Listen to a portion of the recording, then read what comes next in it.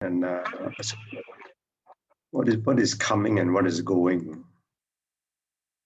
So that will be the last line. So the initial verse, the Buddha concealed the truth and gave the provisional and shed his honored status for a humble one. So obviously here, for being a humble one, and this is also a teaching for us that when we go into practice, we need to remain humble. And I think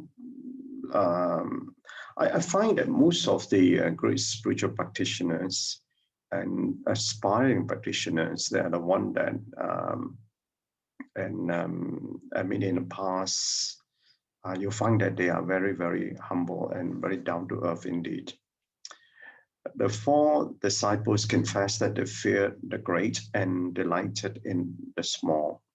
And obviously there was some realization in particular chapter. Confused about the truth, they remain mired in the provisional, unable to accept the great vehicle, and obviously thinking that the great vehicle is beyond reach. The Buddha compassionate gave great teachings according to sentient beings' capabilities, and obviously being the father who knows the capability of the son is how to skillfully inspire and grow their minds to accept the great vehicle. So in this master's explanation, the four disciples were confused about the truth and remained mired in the provisional without accepting the true Dharma or the one vehicle, because thinking that the small vehicle is enough. Fortunately, the Buddha had great patience to wait. How great is this patience? And we look at it, the way Master described great patience was because of 20 years. The Buddha gave 12 years on the Gamma period and 8 years Vipaya period, talking just upon small vehicle. That is to grow the mind. Then gradually, when the thought was ready, spent 22 years on the Prajna Sutra. And that is graduating towards a great vehicle. So amongst the four disciples, why was it that Subhuti amongst the four was the one then go and obviously after Sariputra, who requested the teaching on the great the Lotus Sutra 3 times, and later on realized that Subhuti realized, and obviously the rest of the four realized they had to go from the small to the great vehicle. And because Subhuti was foremost in the understanding of emptiness. So if you then go back to this teaching from the Vipaya period was the one that talked, the teaching was on emptiness, encouraging to us a Prajna Sutra, which is on emptiness, and it was the wondrous existence. So therefore that part of it was where Subhuti was able to realize.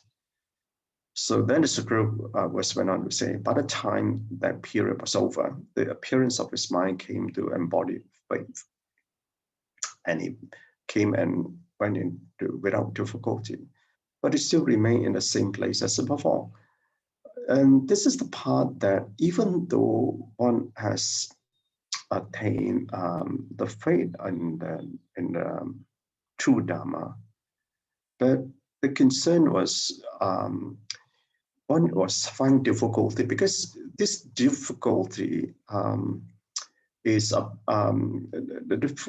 reservation, maybe I should say the reservation that people that face was being afflicted by the defilements of others. So he remained in the same place as before, although he had the capability with that faith to come and go without difficulty. So after 20 years, and 20 years had passed, the appearance of Subhuti spine came to embody faith. And 20 years, that's where I just mentioned a Gamma period and a Vipaya period, right? So, and this means that he dwelled deeply into the Prajna Sutras and teachings, which is on the great vehicle, and all principles are empty. and the true principle have no substance or appearance. So this is the part that, because of the foremost understanding of emptiness, that they abide only in the minds of people. So if one realizes the state of emptiness in all phenomena, then one will not be afflicted by the defilements of others. And this is the part that, therefore, one can come and go without difficulty. So when we come in contact with external factors, the mind gets with rise to greed, anger, ignorance, and doubt. So Subhuti understood all these principles, but he was still unable to form great aspiration. And that's where then the Buddha realized that, and that's where he, using skillful means, that he managed to awaken them. So the lessons learned is that in the Vaipuja period, the Buddha taught the great and the small vehicles. In the Vaipuja, the Buddha taught the great together. Then he praised the great over the small. That's actually after the Vaipuja period. So to lead those of doubt capability wishing for small, admire the great, and urge them to advance the great Dharma. And this was a part to, it's in some ways, it's like going to for education, that we go through high school and you want to go to university, but most of the time, every time, I mean, certainly for me, when we go in to study, and it's just so much, it's so deep. And in Form 6, I still remember when I went to Form 6, I thought after Form 5, I know enough, or rather good enough, about physics. Then I went to Form 6 and realized that, my goodness, there's so much more to study in Form 6. And I thought, wow, this must be at university level. But I never continued Form 6. I went overseas at that time and switched my course to do something else. But the point I'm trying to make is, then when I started doing my A-levels, doing economics, I have no background in economics. And switching from a science student to art student was a big struggle. But I didn't realize that when you study that A-level economics, I thought I've studied a lot, that's enough. But you realize that there's so much more, and then you go up to study at university level, even after university level, and then you want to carry on to do your doctorate degree, and then you realize that it's never ending. And that's the thing about us trying to know about the Dharma. But I can share with you this particular experience that I have. The more I learn, and learning the Dharma is not just from hearing, right? And as Master always say, you contemplate. But the more I contemplate, the more I realize, you know what's the greatest thing I realize? I realize there's so much more I don't know. And that's the truth. So the Buddha helped everyone to deeply and thoroughly attain faith and understanding. And if you understand what I just said, then you understand why you need faith and understanding. Because without that faith, you are given up. By having the late disciple Vilama Kirti teach through criticizing them. So this is to awaken them the future shame, and then they will then admire the great. The appearance of his mind came to embody faith, or realizing the emptiness inherent or arising one of two kinds of emptiness, called the emptiness of self or the emptiness of ego. And I often mention to you all that this ego is like a panchaga pintu of the mind. And unless we really are able to subdue this ego, it's very hard for us to learn very well. So certain beings are temporary unions of the fire aggregates, because when we interact, much that we can learn academically about the Dharma, and I use the word academically, because that part of learning is without realization, and that realization can only come about from not from study, but from experience and from contemplation. So when you can tell how much one understand, is that because when you interact with the fire aggregates, those skandhas will arise. And that's where the problem that one may be apprehensive in coming and going. So coming represents benefiting oneself, going represents benefiting others. So after having understood the principle completely, one then go and tell others. And this part is go and tell others. So this had to come from the experience, actually experiencing it. So then this is coming and going without difficulty.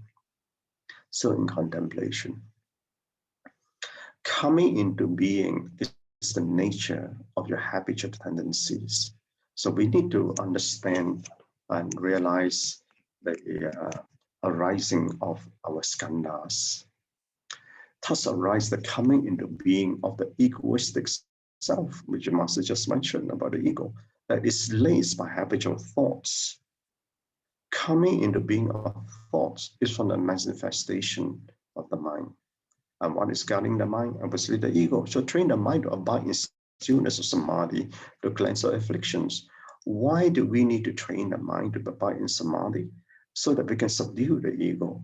And only then that we can get into an efficacious practice, that we are not getting afflicted by the five aggregates. So to live the virtuous nature to benefit others, and that's going, and that's what we are goes among the masses to do the work in serving others, growing in selflessness to realize the non-self in us. So you must develop your consciousness to develop the higher mind so you can transcend the worldly mind. So in relationship, this is on a great love relationship. As a spiritual practitioner, one must be mindfully conscious of what we are sensing, what you are sensing coming to you. And in a lot of relationships that we have to be mindfully conscious because we do not know how others feel. We don't know whether we're meddlesome, whether we're quarrelsome. So when you are in practice of letting go, you do not take in what you sense. So when you do not take in what you sense, meaning you do not take the emotion of others, or you can feel them an emotion coming down, but you don't take that in, and that's the difference. And there's a subtle difference. So the desirous heart is narrow and grabs onto things, because then we grabs onto the emotion of others, then expand the heart from small love to great love. So in that way, we will always be very forgiving to whoever that we meet. So embrace the virtue of loving kindness. But you cannot have loving kindness unless you are forgiving. All right, Ganan, brothers, sisters, thank you. Yeah, Kanan, so much, Brother Chin. I think the more I listen to you, I realize the more there's so much I don't know. In fact, so always grateful to have you with us to share your deep, profound insight every day, Brother Chin. Yeah.